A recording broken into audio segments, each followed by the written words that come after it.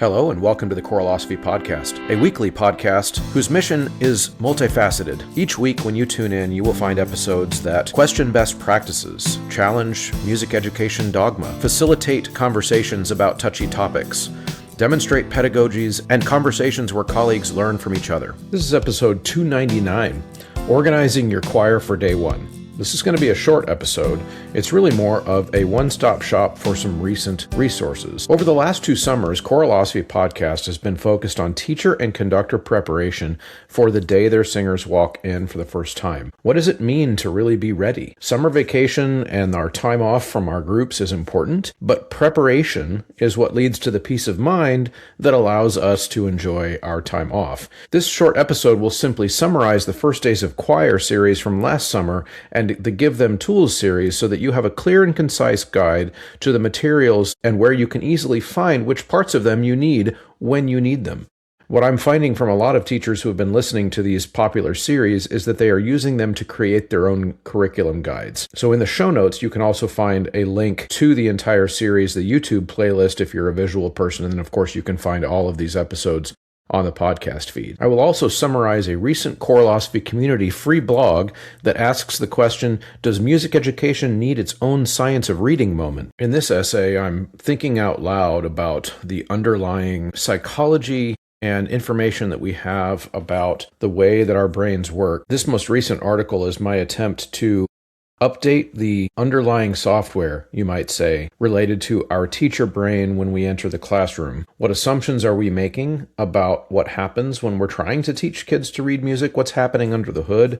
What's happening in their brain? For example, all this Tools series, all of the First Days of Choir series, those are all great. But if the teacher that is implementing those tools doesn't understand how our brain acquires the skill of reading, then it's going to be very difficult, because then in those everyday situations where you have to think on the fly, you can't come running to a podcast resource to figure out how to solve that. You have to know and be able to recognize the struggles that all readers, that all young readers have in order to be able to think on the fly and improvise and solve that kid's problem, or to provide to them the next tool that they might need.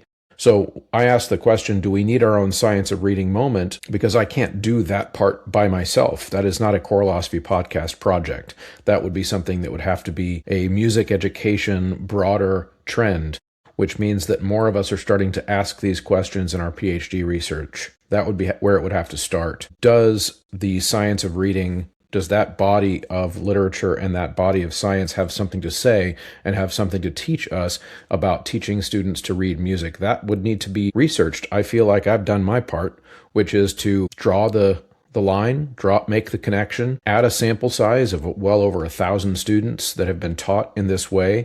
And every time I start to add more and more of this science of reading informed approach to my music instruction, the kids just keep getting better at it. And teachers around the world are now trying these things and finding the same thing that I'm finding. But now the next step is, of course, we need to formalize this in research, and that is not my role, because I'm a working teacher nearing the end part of my career.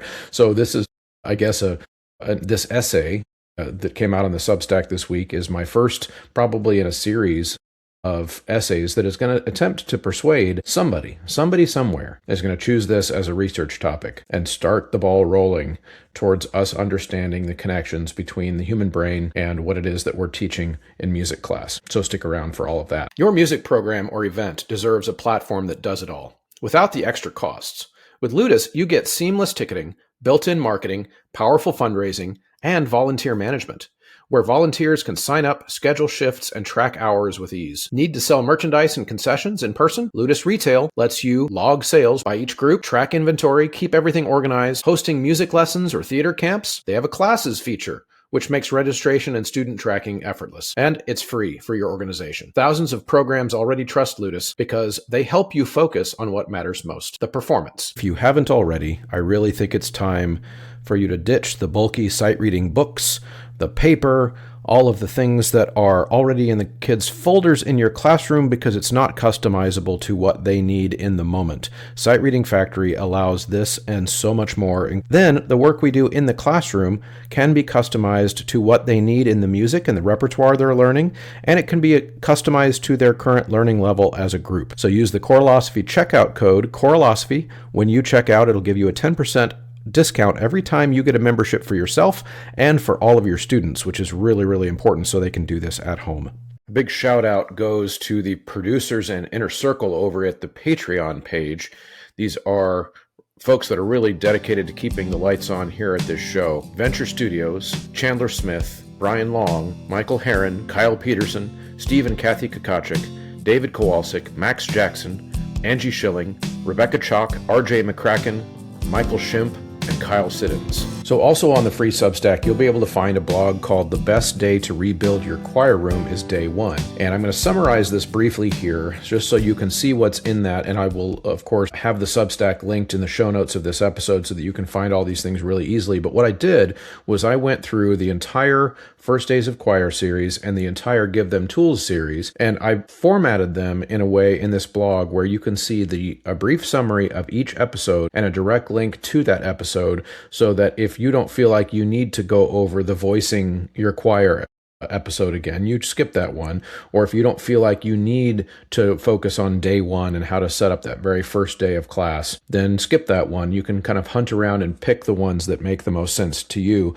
And the reason that I did it this way is because I see these two series as kind of two pillars that hold up our syllabus or our program. If we're in an educational or semi-educational situation where we actually have a choir that we teach over long periods of time in order to do the things that we do. The first pillar is that First Day of Choir series where I essentially took Harry Wong's First Days of School and I rewrote it for music-specific situations. And that's a pillar because it sets up the environment, the infrastructure, the physiological and psychological safety that students, especially young people, need in order to feel safe to learn. And that sets that up for a choir-specific class, but there would be tons of ways to tweak that on your own for your own situation, whether it be middle school choir or band or orchestra or even a general music class. There's a lot of corollaries there. And then the second pillar is the Give Them Tools and Let Them Build series, because the idea is that once you've got the classroom propped up with excellent infrastructure and you've got your rubrics in place and you've got the syllabus in place and you've got administration support for all the things that you're doing, the next thing that you do is the content itself. What exactly is it that you're teaching them? And of course, the philosophy that I've been pushing here is that we don't teach them songs. That's not our job. Our job is to teach them how to learn songs. And those are very different because I'm all kind of the hill I will die on, I suppose, is that I don't want to be the high priest in the classroom, that they have to come to me to get to the music. What I want to do is I want to teach them all the skills that they might need, fill their toolbox for when they leave my classroom, they could go learn songs all by themselves. And they wouldn't need to press play on a recording to have someone else sing them, because then that person becomes the high priest. So it is independent musicianship, truly independent musicianship. So we put these two series together in a way that you can use them. You don't have to listen to all of one series and then all of the next series. The idea really is that through this blog, this post, you should be able to go around topic by topic. So inside you will find day 1 of First Days of Choir is day 1. That's part 1 of that series, and it discusses all the ways that Harry Wong would encourage us to think about the very first day of our class. Some of the highlights that I included in this blog were just sing on day 1. It's so important that you set up the expectation not only of what the class will be like, but what is the focus when we get to this class. We want to eliminate kids coming to class and saying, are we going to sing today? That would be a good indicator that we might not be singing enough and we might be having too much downtime in the class. Now, part 2 of that series is about the power of the environment itself, the power of the infrastructure. That's where we have our kind of Harry Wong's, what should now be controversial because of how often I hear this refuted by educational theorists, but the idea that the teacher and the pedagogy we choose and how well trained we are in that pedagogy is the number one determining factor in student success. It is a higher determining factor than demographics, for example. And this is where it gets controversial. We are told that based on where kids come from and what experiences they have, some kids just can't be expected to learn. That isn't true. There is no science that backs that up. Are there challenges and hurdles that can impact a student's learning? Yes. But the number one factor is the teacher. And this is where I think sometimes I will criticize our colleagues and our teacher colleagues in general, is we like to have this both ways. When we're advocating for how much we should get paid, we are the most important thing. But then when we are being asked to take responsibility for learning loss, well, then it's society, it's culture, it's the internet, it's all we blame everything but us. But the research shows that we are the number one most important thing. So if kids are learning, we need to turn our attention where we can control it, which is on the pedagogy that we are armed with when we walk into the school room, when we walk into the classroom. And it doesn't mean those other things don't matter. It just means I can't control what they're learning at home. I can sure control how good of a teacher I am, though. So that's what part 2 is about in that series. And you can find the links to all these in the blog. Part 3 is the feedback cycle. It kind of outlines how the very important part of what we do every day, that pedagogy and that structure of how frequently are they getting to get an instruction or a goal, attempt that thing, and then get some kind of feedback for us and then do it all again. How many of those can we load into each class period? That is very important for the formation of neural pathways. Part 4 is about choosing repertoire. I don't need to say too much about that here. You should go listen to it. It's just about the way that we choose our repertoire with intent and towards supporting that infrastructure that we've built. In other words, if I have a whole bunch of rubrics grading a whole bunch of skills, and then I choose repertoire that doesn't need those skills, then I might have just shot myself in the foot and wasted some time. Part 5 is about anatomical voicing, and it's about voicing the choir, choosing where to put kids in the choir. And then there's also a portion of that episode that just kind of goes along with a chapter in the Harry Wong book where we reflect and then we redirect ourselves based on whether or not something went well. And those are all tied in together because the kids will discover this too. Well, I thought I was an alto. But you're not an alto. You're a kid whose voice is changing, and maybe you sang alto for 2 years, but you know what? You should try singing soprano now because I think that's going to work better for you. And it helps us model a constant state of flux. We are always flowing and moving to the next thing. We are not in stasis, and that it reflects us as learners, but also as teachers. Part 6 is about something called installing a personhood curriculum. And this is something that I borrowed from that Benjamin Zander TED Talk that's so great. And I outlined how high classroom standards are actually designed to build anti-fragile human beings. A safe, structured discomfort, like we create a discomfort in a safe and structured way on purpose, like singing alone or decoding a complex line of music. It gives students the mastery experiences that they then use later in their life. I actually just reshared a video of somebody else talking about this on Instagram today, where he puts his kids in classical music lessons not because he thinks they're going to be musicians someday, but because he wants them trained in an idea. And that idea is that, well, there's this really hard thing I couldn't do 3 months ago, but because I practiced it and it was painful and stressful, but sometimes fun, 3 months later, I could then do this thing. He said, that's why I put my kids in music lessons. I want them to know that, because then that becomes their DNA.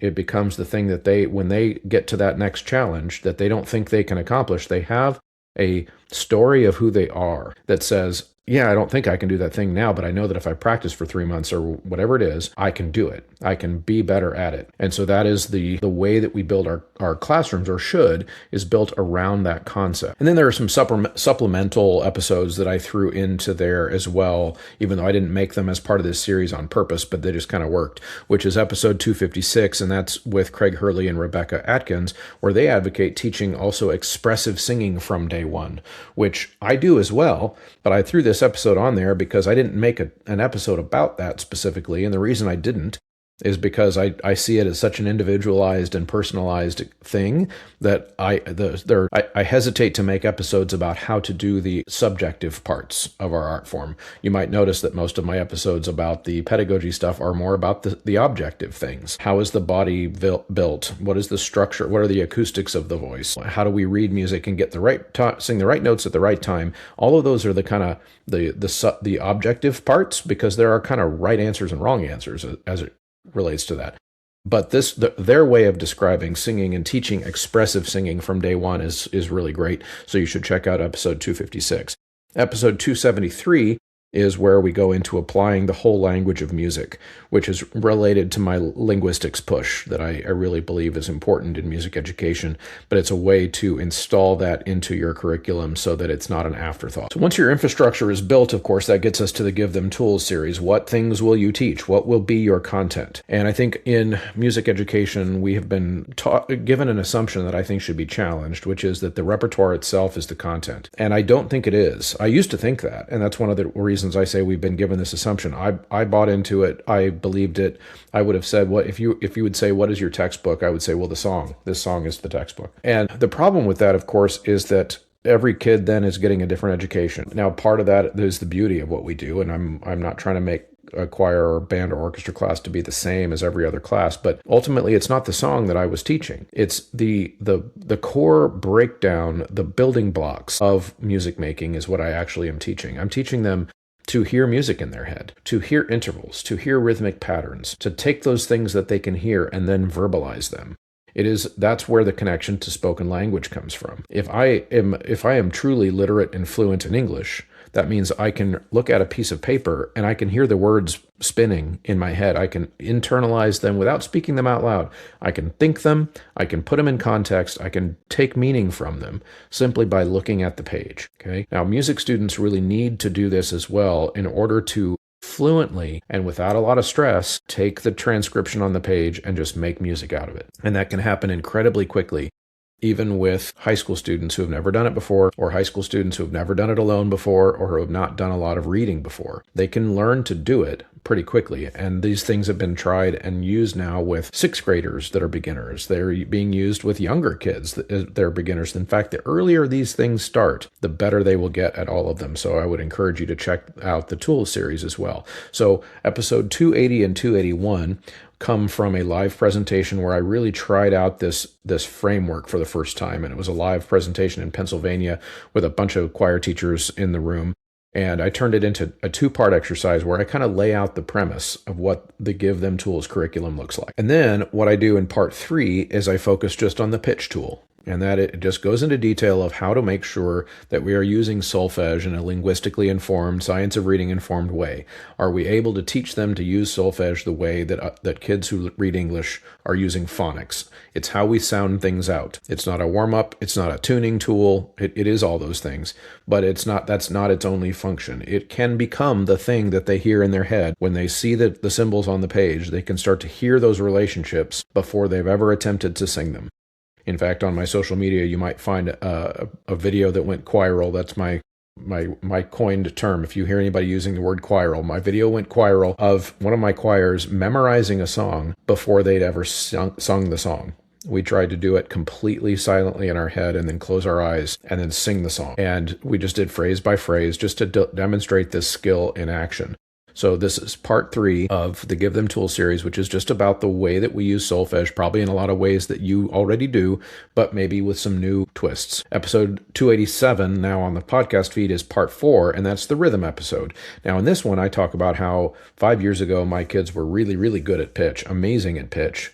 They can grab their pitches out of nowhere, better than I can in a lot of cases, and we're getting like kids that are actually developing perfect pitch in high school, which I know is not supposed to be possible, and I get called a liar all the time, but I see it happening regularly. It's starting to happen to me. I didn't have perfect pitch at all, and I still wouldn't claim to have perfect pitch, but my ability now to randomly grab pitches out of the air is hundreds of times better than it was when I started doing this, because I am steeped in this environment. I'm becoming immersed. I'm having immersion training because I'm teaching in an environment that's completely a cappella. So all pitches have to be thought first, and my ability to do it is even getting better. The kids' ability to do it is getting better.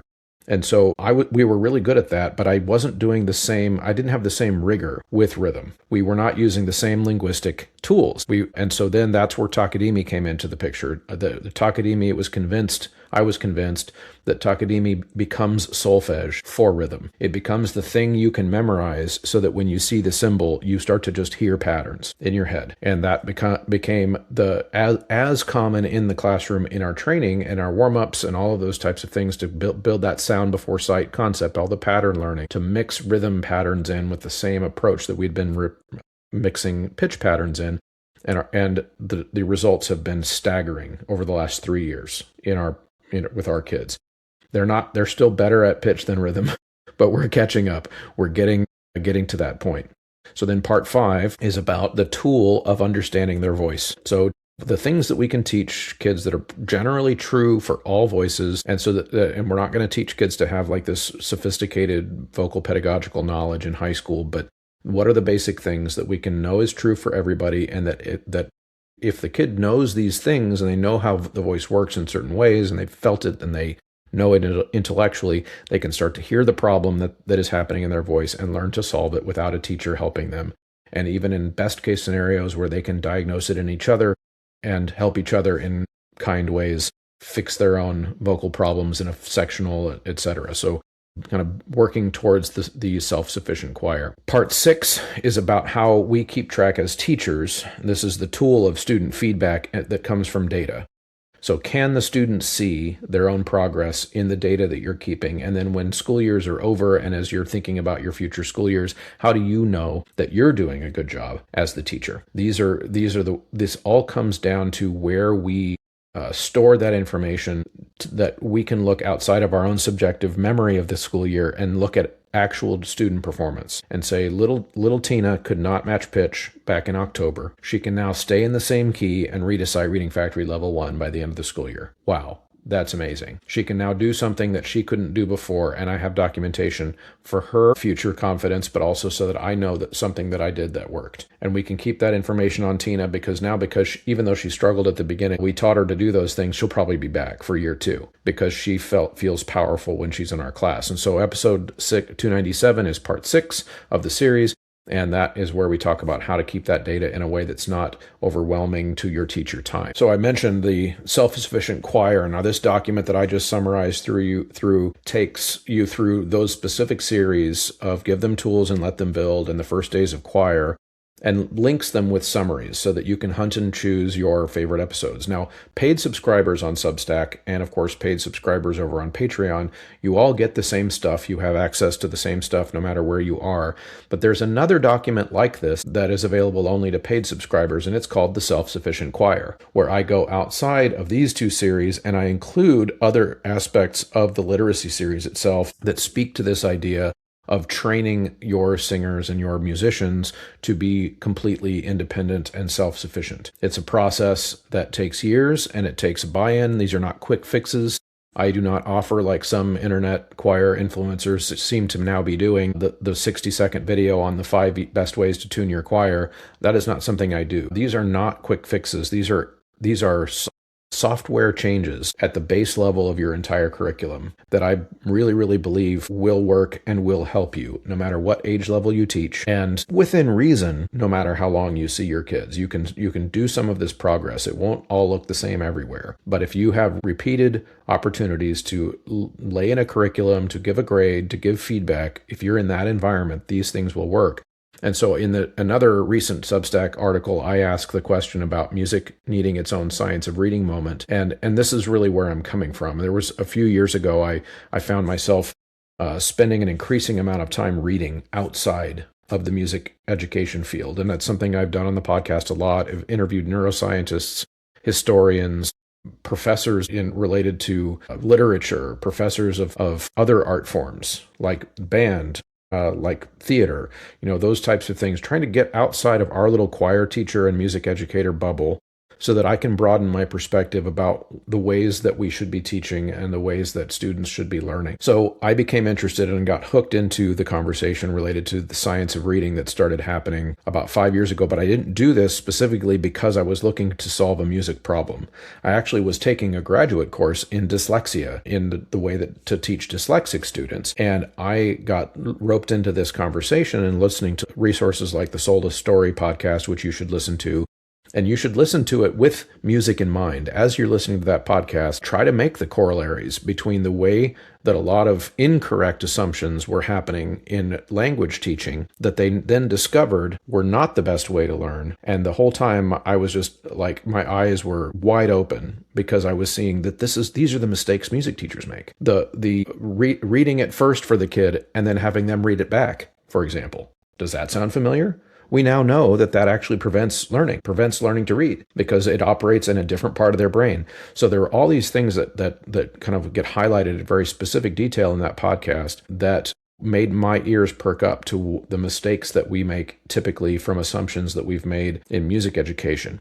And so what I'm presenting here is not a new body of science, because I'm not doing science. I'm doing practical application. But I am taking science that does exist, does relate to the way that humans learn to read language. I am noticing certain science that does exist related to how similar our brains behave. And this has been shown in brain scans, how similar our brains behave when we are reading music versus when we are reading English. It is so close to being the same that I think it's reasonable to assume that some of the assumptions that have been causing this broader literacy crisis in the world to occur is also causing some of our false beliefs about music reading. For example, some of our beliefs that music reading is only like an elite skill, only the best music students ever learn to read, or that it's so hard and so daunting and such a challenging thing that kids don't like it. Well, they don't like it because they're not good at it, and they're not good at it because we haven't been teaching it correctly. So when I ask if we need this science of reading moment, what I'm really asking is, can we get some PhD students out there to start asking these questions? I think we should have some people asking these questions and doing this kind of research in graduate music schools, because that's going to be our first line of defense to try to figure out how closely related this music reading task is to language reading task. Now, there's all kinds of ideological reasons that might be a challenge. And I've been fighting that battle too. The ideological case against reading. The reading is like a part of white supremacy for some reason. These are really weak arguments, but they get thrown out there, and they're very, very difficult to argue against because people don't want to be cast into that category, right? So there's all kinds of hurdles here. And so this essay was really just my first attempt to parse some of these things out and try to make sure that people hear what I'm actually saying in regards to this. Reading is not the only important thing. It absolutely is not. But it is the thing that I think we can control the student outcomes a little bit more than we thought we could. So I'm hoping that these summaries and these articles are useful for you over on Substack, choralosophy.substack.com. Like I said, the paid subscribers can get access to some that everyone else cannot, including the private podcast feed, and my Google Drive with my rubrics and all those types of things are there. You can check those out. And if you have any questions, being on those paid subscriber pages is the quickest and easiest way to get in touch with me to ask some of those questions. Thanks, everybody. We'll see you next time. If you've been dreaming about taking your student group on a trip, your choir, but you want it to be more than just a bus ride and a performance, you should check out Kaleidoscope Adventures. They've been planning exceptional student travel for more than 30 years, and they specialize in creating experiences that are both musically meaningful and logistically smooth. From performance opportunities to workshops and clinics, the Kaleidoscope Adventures team handles the details from start to finish, so you can focus on your singers.